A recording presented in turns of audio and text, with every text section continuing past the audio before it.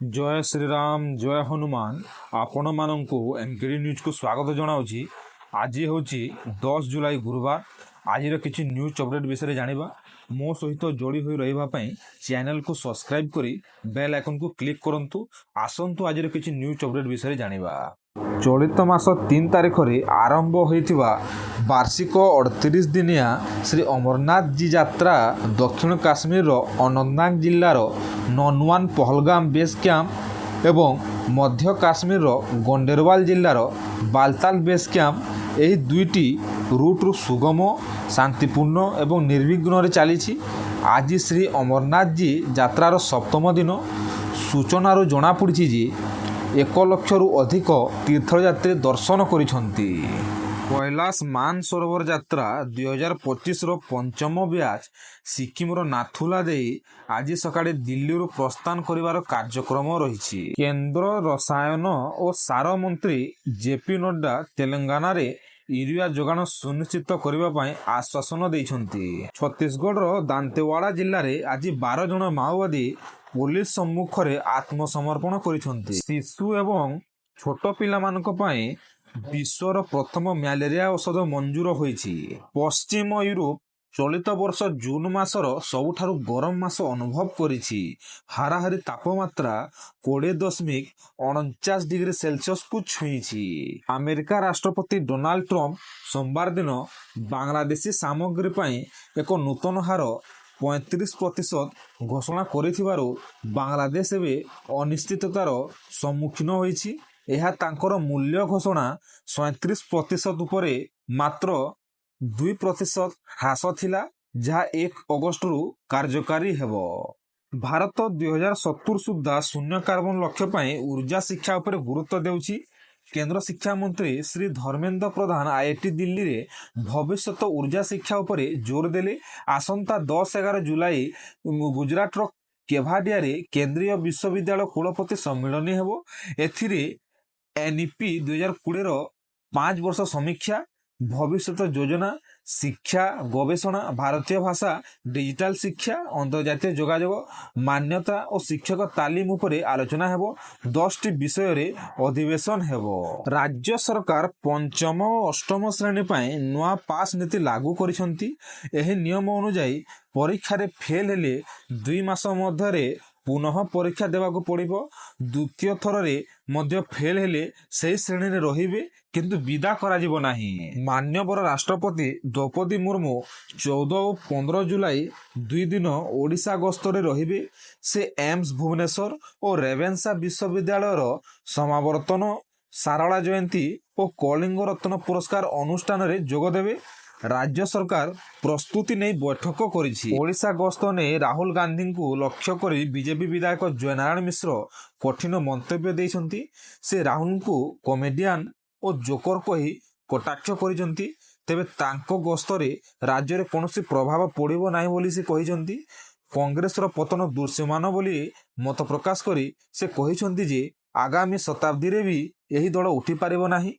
राहुलंको वंशानुक्रमिक नेतृत्व और तांको पार्टी न्यूट्रिशन अभाव नहीं समालोचना करिछन। नगर उन्नयन मंत्री श्री कृष्णचंद्र महापात्र कहिछन्ती जे वाटर लॉगिंग अंचल रे नियमित मॉनिटरिंग और जल निष्कासन पाई पदक्षेप निया जाउछि। अजथा रास्ता खोलिले कड़ा पदक्षेप हेबो। पुरी महानगर निगम पाई विज्ञप्ति खूब शीघ्र जारी हेबा बोली से कहिछन्ती। ड्राइवर माननको आंदोलन जोगु 2 दिन धरि तैल गाड़ी टांकी को आसुनी। पेट्रोल डीजेल स्टॉक खाली होउछि।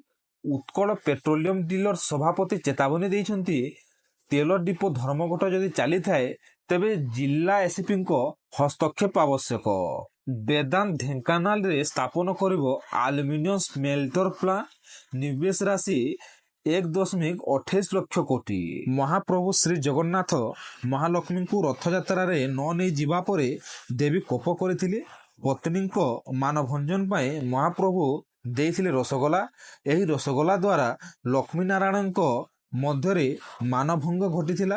यह एक प्राचीन परंपरा जहाँ दांडी रामायण मध्य उल्लेख अछि। एससीबी मेडिकल कॉलेज रो एफएमटी विभाग प्रोफेसर शून्य हेबा परे पाठपढ़ा और शव व्यवच्छेद प्रक्रिया चिंताजनक हेउछि। संपूर्ण राज्य रे 104 प्रोफेसर 340 ଆସୋସିଏଟ୍ ଓ 506 ଆସିଷ୍ଟାଣ୍ଟ ପଦ ଖାଲି ଥିବା ବେଳେ ଏହି ଅଭାବ ଶିକ୍ଷା ଓ ଚିକିତ୍ସା ଦୁହିଁଙ୍କୁ ଗୁରୁତର ଭାବରେ ପ୍ରଭାବିତ କରୁଛି। ବିଜେପିର ବରିଷ୍ଠ ନେତା ମନମୋହନ ସାମଲ ଚତୁର୍ଥ ଥର ପାଇଁ ଓଡ଼ିଶା ବିଜେପିର ରାଜ୍ୟ ସଭାପତି ଭାବେ ନିର୍ବାଚିତ ହୋଇଛନ୍ତି। ପ୍ରଧାନମନ୍ତ୍ରୀ ଶ୍ରୀ ନରେନ୍ଦ୍ର ମୋଦିଙ୍କୁ ନାମ୍ବିଆର ସର୍ବୋଚ୍ଚ ନାଗରିକ ସମ୍ମାନ the order of the most ancient welwitschia mirabilis ପ୍ରଦାନ କରାଯିବା ପରେ ଓଡ଼ିଶାର ମୁଖ୍ୟମନ୍ତ୍ରୀ ଶ୍ରୀ ମୋହନ ଚରଣ ମାଝୀ ତାଙ୍କୁ ଅଭିନନ୍ଦନ ଜଣାଇଛନ୍ତି।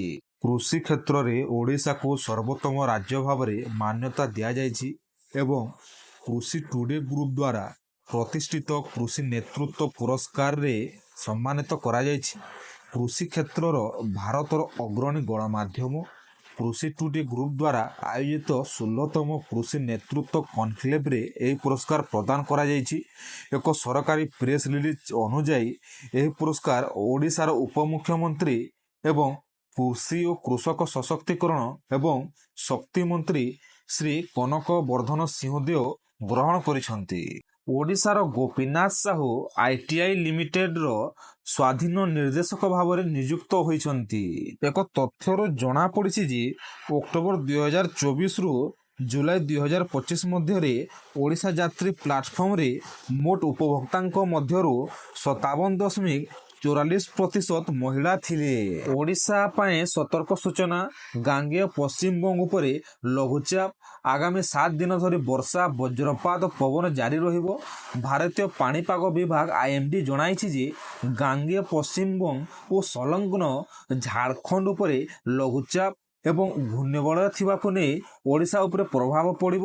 ଏହି ପାଗ ପ୍ରଣାଳୀ ଯୋଗୁଁ ଓଡ଼ିଶାରେ ଜୁଲାଇ 9ରୁ 17 ପର୍ଯ୍ୟନ୍ତ ବିଭିନ୍ନ ଜିଲ୍ଲାରେ ପ୍ରବଳ ବର୍ଷା ବଜ୍ରପାତ ପବନ ବହିବା ସମ୍ଭାବନା ଅଛି। ପୁରୀ ଜଗନ୍ନାଥ ମନ୍ଦିରରେ ଏକ ଗୁରୁତର ସୁରକ୍ଷା ଉଲ୍ଲଂଘନ ସାମ୍ନାକୁ ଆସିଛି, ଯେଉଁଠାରେ ରଥଯାତ୍ରାରୁ ନୀଳାଦ୍ରି ବିଜେ ପର୍ଯ୍ୟନ୍ତ ମନ୍ଦିର ପରିସରରେ ଏବଂ ବାହାରେ ବହୁ ସଂଖ୍ୟକ ସୁରକ୍ଷା କର୍ମୀ ନିୟୋଜିତ ହୋଇଥିଲେ ମଧ୍ୟ ବୁଧବାର 4 ଜଣ ଯୁବକ ମେଘନାଥ ପାଚେରୀ ଚଢ଼ି ମନ୍ଦିର ପରିସରରେ ପ୍ରବେଶ କରିଥିବା ଅଭିଯୋଗ ହୋଇଛି।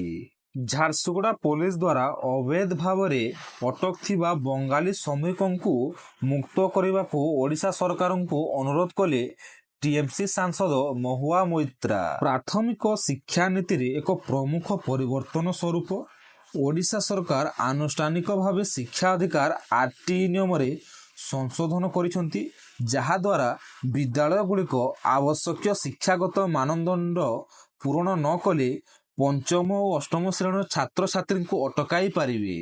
ଭାରତୀୟ ଜାତୀୟ ମହାକାଶ ପ୍ରୋତ୍ସାହନ ଏବଂ ପ୍ରାଧିକରଣ କେନ୍ଦ୍ର ଇନସ୍ପେସ୍ ବୁଧବାର ଘୋଷଣା କରିଛି ଯେ ଏହା ଦେଶରେ 5 ବର୍ଷ ପାଇଁ ଏଲୋନ୍ ମସ୍କଙ୍କ ଷ୍ଟାର୍ଲିଙ୍କକୁ ଅନୁମୋଦନ କରିଛି। ଆମେରିକାର ବାଣିଜ୍ୟ ଚୁକ୍ତି ଉପରେ ନିବେଶକମାନେ ଅଧିକ ସ୍ପଷ୍ଟତା ଅପେକ୍ଷା କରିଥିବାରୁ ସୁନା ମୂଲ୍ୟରେ ଉଲ୍ଲେଖନୀୟ ହ୍ରାସ ଘଟିଛି। 2019ର ପୁଲୱାମା ଆକ୍ରମଣ ବିଷୟରେ FATF ରିପୋର୍ଟରେ ଖୁଲାସା ହୋଇଛି ଯେ ଆତଙ୍କବାଦୀମାନେ ଆମାଜନରୁ ବିସ୍ଫୋରକ ବସ୍ତୁ ଅର୍ଡର କରିଥିଲେ। ଅନ୍ୟ ଘଟଣାରେ VPN ଓ ଡିଜିଟାଲ ପେମେଣ୍ଟ ମାଧ୍ୟମ ବ୍ୟବହାର କରାଯାଇଛି। ଗତ ବର୍ଷ ବାଂଲାଦେଶରେ ଆନ୍ଦୋଳନ ସମୟରେ 1500 ଜଣଙ୍କର ମୃତ୍ୟୁ ହୋଇଥିଲା। ଅଡିଓ ଲିଗ୍ରେ ଶେଖ୍ ହସିନା ପ୍ରଦର୍ଶନକାରୀଙ୍କ ଉପରେ ଗୁଳି ଚଳାଇବା ନିର୍ଦ୍ଦେଶ ଦେଇଥିବା ଶୁଣାଯାଇଛି। ଏହାକୁ ପ୍ରମାଣ ଭାବରେ ବ୍ୟବହାର କରାଯିବ ବୋଲି ଏକ ସୂଚନାରୁ ମିଳିଛି।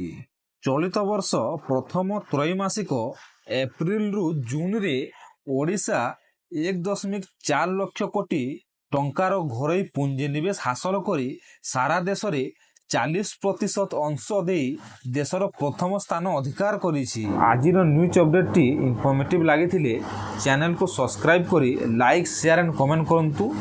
ଜୟ ଶ୍ରୀରାମ, ଜୟ ହନୁମାନ।